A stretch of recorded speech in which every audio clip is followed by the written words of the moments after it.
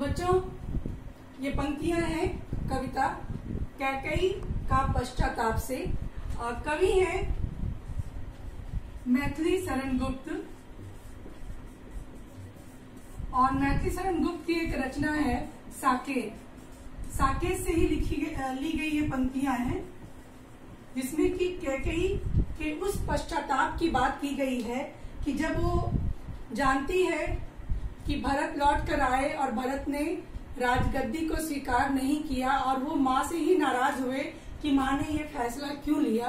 तो इस बात से जो नाराजगी हुई राजमहल में, तो कैकेयी को भी ये आभास हुआ कि उसने गलत निर्णय लिया था।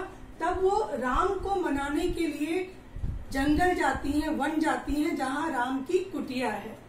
कुछ पंक्तियों पर चर्चा पहले की क्लास में हो चुकी है। आज हम यहाँ से बात करते हैं। थूके मुझ पर त्रैलोक्य भले ही थूके।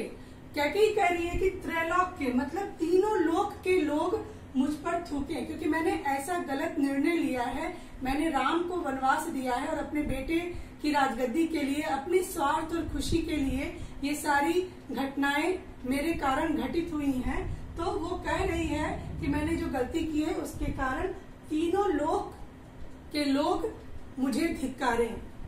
जो कोई जो कह सके कहे, क्यों चूके। कह रही है कि जिसको जो कहना है वो कहे, कोई भी चूके नहीं, मतलब कोई भी पीछे नहीं रहे, कोई भी रुके नहीं, क्योंकि मेरी गलती इतनी बड़ी है ही। मैंने इतना बड़ा पाप किया ही है राम को वनवास में भेजकर कि जिसको जो कहना है मुझे वो कहे।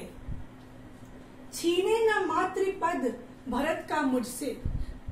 अब वो ये भी कह रही है कि कोई मुझसे भरत को अलग ना करे, क्योंकि भरत इस बात से अपनी माता से नाराज थे कि उनकी माता के कारण उनके बड़े भाई राम को वनवास जाना पड़ा। तो इस बात से दुखी होकर कैकेयी कह रही है कि जो भी मुझे सजा दिया जाए, लेकिन मुझे अपने भरत की माँ कहलाने का जो अधिकार है वो अधिकार मुझसे कोई न छीने। हे राम दुहाई करूं और क्या तुझसे। और फिर वो राम को संबोधित करते हुए कह रही है कि हे राम, मैं ये दुहाई, ये विनती किससे जाकर करूं कि जो कुछ भी दंड हो मेरा, वो दंड में स्वीकार करने के लिए तैयार हूं, पर कोई भी मुझसे भरत की माँ होने का अधिकार न छीने। युग युग तक चलती रहे कठोर कहानी। कैकेयी खुद स्वीकार करती है कि ये जो कहानी है वो बहुत ही कठोर हृदय का कहानी है और ये कहानी युग युग तक लोग जाने, चलती रहे। वो दुखी होकर ये बात कह रही है कि उसकी कठोरता की बात युग युग तक चलती रहे। रघुकुल में भी थी एक अभागिन रानी। अपने आप के बारे में वो कहती है कि रघुकुल यानी राम के राज में भी, रघुकुल में भी जबकि प्रेम, दया, सद्भावना की गंगा बहती थी, उस युग में भी एक अभागिन रानी थी। यानी कैकेयी खुद को अभागिन कह रही है। निज जन्म जन्म में सुने जीव यह मेरा। निज जन्म, निज मतलब अपना। कैकेयी कहती है कि मैं अपने ही जन्म में यह सुनूं और मेरा जीव, मेरी आत्मा भी यह सुने। यानी मैं अपने सामने अपनी बुराई सुनूं। धिक्कार उसे था महास्वार्थ ने घेरा। और सारी दुनिया ये कहे कि कैकेयी तुझे धिक्कार है, क्योंकि तुझे किसने घेर लिया था?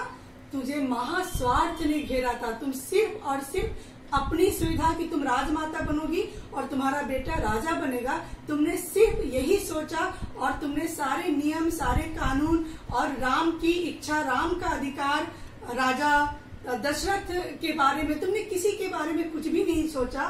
तो वो कह रही है कि मैं अपने जन्म में ही मेरी आत्मा, मेरा शरीर ये धिक्कार सुने और लोग कहें कि तुझे तो तुम्हारे स्वार्थ ने, तुम्हें तो तुम्हारी लालसा और उत्कंठा ने घेर लिया था और तभी तुमने ये गलत फैसला लिया। ये जो पंक्तियां हैं ये साकेत से ली गई हैं और इसमें कैकेयी के ही पश्चाताप की बात की गई है और पूरे अध्याय में इसी पर चर्चा की गई है। कुछ और पंक्तियां अभी भी शेष हैं जिस पर हम अगली कक्षा में चर्चा करेंगे।